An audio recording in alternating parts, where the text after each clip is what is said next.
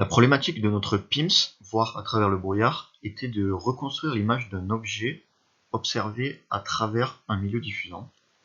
Je vais donc vous parler de l'expérience que nous avons mise en place afin de récupérer l'image perturbée par le milieu diffusant, l'image que l'on nomme figure de Speckle, et dont nous allons voir les détails plus tard. Le but sera donc, à partir de cette figure de Speckle, de remonter à la forme de l'objet de départ non perturbé. Donc tout d'abord, on éclaire avec un laser notre objet. Donc il faut savoir que pour nos résultats, nous avons utilisé un vrai laser, non pas une diode laser comme on peut voir sur l'image. Donc on utilise aussi un élargisseur de faisceau afin d'éclairer l'objet de manière uniforme et un dépoli vibrant pour rendre l'éclairage incohérent et éviter tout phénomène d'interférence après que le faisceau soit propagé à travers le milieu diffusant. Nous avons ensuite modélisé notre milieu diffusant par un dépoli et nous avons ajouté un diaphragme juste avant la caméra pour avoir la main sur la taille des grains de Speckle afin de bien pouvoir les résoudre à la caméra.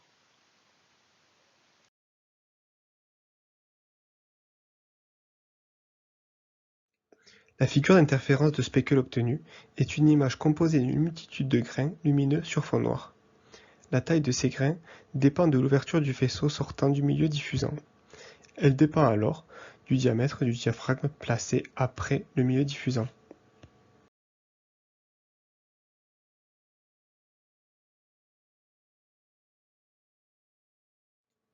Dans ces conditions expérimentales, nous pouvons donc trouver une autocorrélation de l'objet à un bruit près, mais cette image ne contient aucune information sur la phase de l'objet. Nous devrons donc utiliser un algorithme permettant de retrouver cette phase.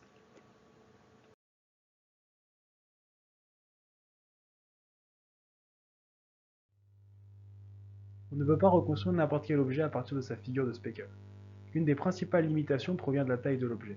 En effet, cet objet de taille transverse Δx doit être petit devant λd sur pi à l'étoile, car dans le cas contraire, l'information de l'objet conservée par la figure de Speckle est perdue.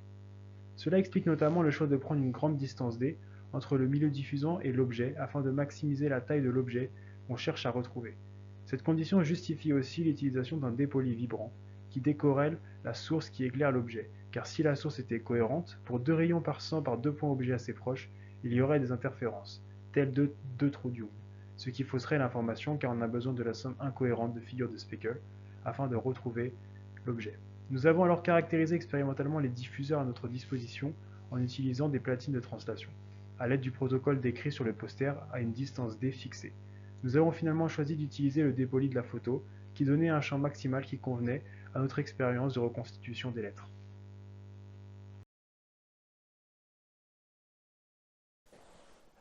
L'algorithme de phase retrieval se base sur le fait que le milieu diffusant agit comme une lentille possédant une PSF propre. On a alors l'autocorrélation de l'image qui est identique à l'autocorrélation de l'objet à une constante près. Cette autocorrélation de l'objet nous permet de connaître la densité spectrale de puissance de l'objet grâce au théorème de Wiener-Kitchin. Il ne reste plus qu'à trouver la phase pour reconstituer l'objet.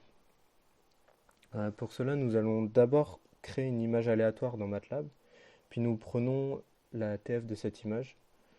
De cette TF, nous prenons la phase de cette image et créons une nouvelle image de TF avec pour module le module de la TF de la fonction d'autocorrélation de la figure de Speckle. Donc c'est ce que le théorème de Wiener-Kitchin nous donne. Et on prend pour la phase de cette image, la phase de l'image aléatoire que l'on a créée tout à l'heure. Nous prenons alors la TF inverse de cette nouvelle image et nous imposons des contraintes pour aider l'algorithme à converger vers une solution. Nous prenons une seule condition, la réalité de l'image. Donc une fois cette image corrigée, nous itérons à nouveau le processus qui a été décrit pour obtenir une solution qui s'approche donc de l'objet cherché.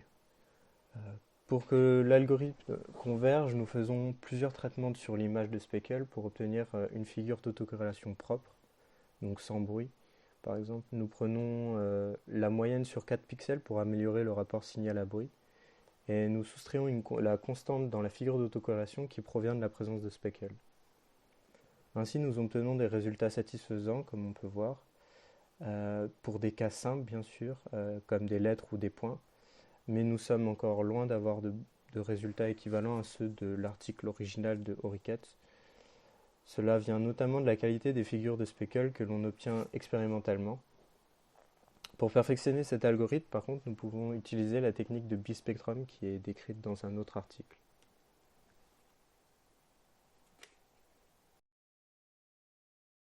Regardons maintenant quelques résultats obtenus. Lorsque l'objet correspondait à des points, on remarque qu'on arrive fidèlement à reconstruire ces points. Ensuite, quand il s'agissait de lettres, comme la lettre E, l'algorithme de phase retrieval réussit correctement à reconstruire le E. On a utilisé d'autres lettres, comme le T, le U, qui marchaient plutôt bien, ainsi que le O. Par contre, pour certaines lettres comme le L, les résultats étaient un peu plus décevants.